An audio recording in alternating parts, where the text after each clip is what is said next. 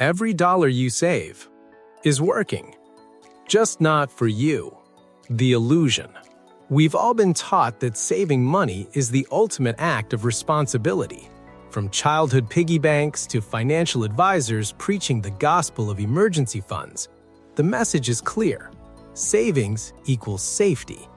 It's the American dream distilled. Work hard, stash away your earnings, and build a secure future. Banks reinforce this every day. Good job, you're being responsible, they say, with their glossy brochures and online congratulatory messages. But here's the uncomfortable truth. Your money doesn't just sit idle in some vault, gathering dust like an old family heirloom. No, in the modern banking system, your savings are always in motion. They're loaned out, invested, and circulated through a vast financial web that stretches far beyond your control. Think about it. When you deposit $1,000 into your savings account, it doesn't stay locked away. The bank uses it as leverage to create more money through fractional reserve banking, a system that's been in place since the Federal Reserve was established in 1913. This isn't conspiracy. It's how the U.S. economy functions. Your safe savings are the fuel for a machine that never stops running. And while you feel secure watching that balance grow by a fraction of a percent in interest, the reality is far different. Your savings don't sit still. They get used by someone else. Who uses your money? Part 1. Let's break this down. First and foremost, banks are the primary users of your saved money.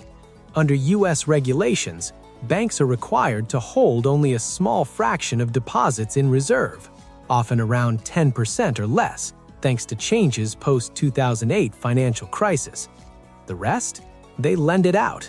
Your hard-earned dollars fund credit cards with sky-high interest rates, personal loans for vacations or emergencies, and mortgages for families buying their first home. Take a typical example. You deposit $1,000 in a high-yield savings account, earning maybe 4% in a good year, but often less, like the national average of 0.45% APY as of 2023.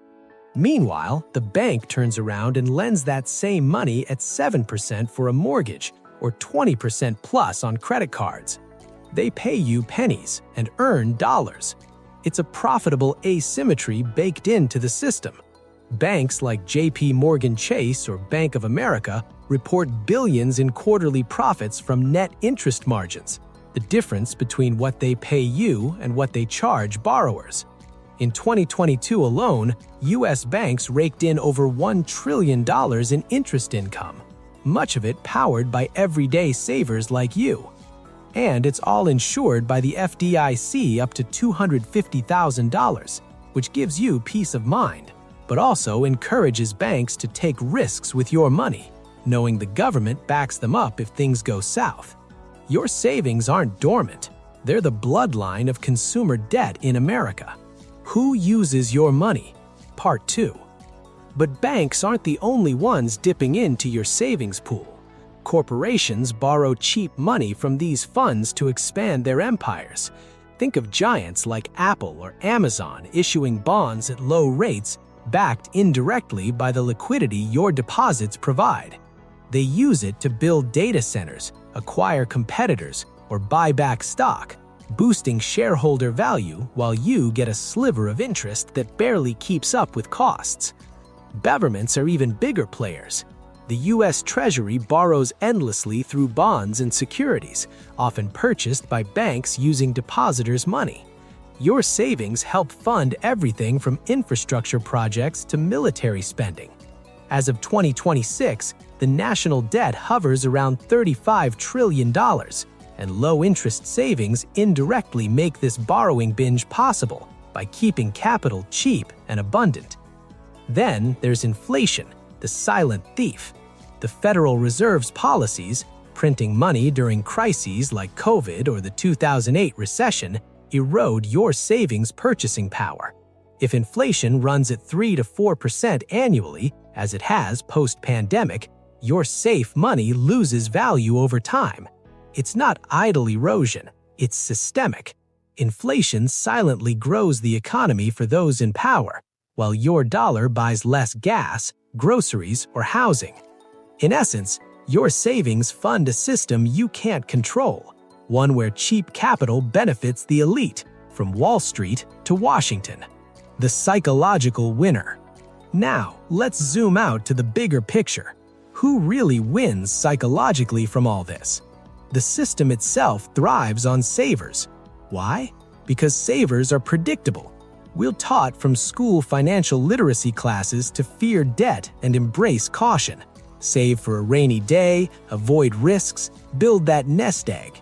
It's a mindset that keeps society stable. Savers don't protest economic policies that favor the wealthy. They're too busy feeling responsible. Savers don't take big risks like starting businesses or investing aggressively, which might disrupt the status quo. Instead, we stay in our lanes, contributing to a workforce that's reliable and non-rebellious. Historically, this dates back to post-World War II America, when savings bonds and suburban stability were promoted to rebuild the economy. Today, it's amplified by apps like Acorns or Robinhood that gamify saving but keep you in low-yield habits. A scared saver is the perfect citizen, content with modest gains, oblivious to how their money props up inequality. Psychologists call this the illusion of control. You think your savings give you power, but they actually reinforce a cycle where the real power lies elsewhere. It's not about conspiracy, it's about design.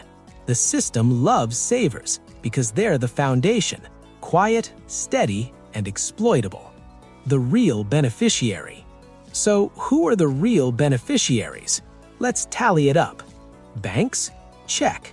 They profit from lending margins and fees. Governments? Check.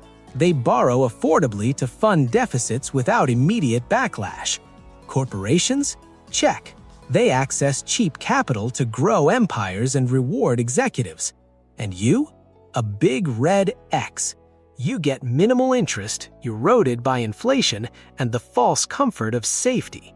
The safest money is the easiest to use because it's sitting there, ready for others to leverage. This isn't unique to the USA, it's global, but here it's amplified by our consumer-driven economy. Your savings are like a public resource, privatized for profit. Saving money isn't evil, it's a tool, a habit that can serve you in smart ways. But blind saving, the kind where you park cash without questioning the system, that's where the illusion takes hold. We live in a world where money must move to create value, but too often it moves away from the saver.